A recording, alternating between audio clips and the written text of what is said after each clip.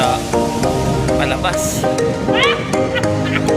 Grabe oh, laki talaga ng Royal Caribbean oh. Tayo dito sa may signature.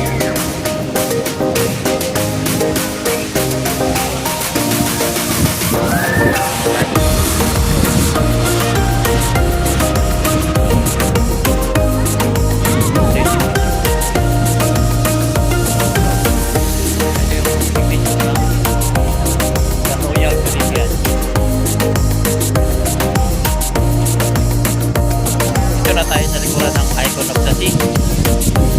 So yung likuran nila oh, ang laki. Tapos yung barko ko ito. Ayan. Yung natawag nilang Enchantment of the Sea. Yung nasa kabila naman, yun yung Carnival ship. Ito yung pinakamalaking barko ng Royal Caribbean.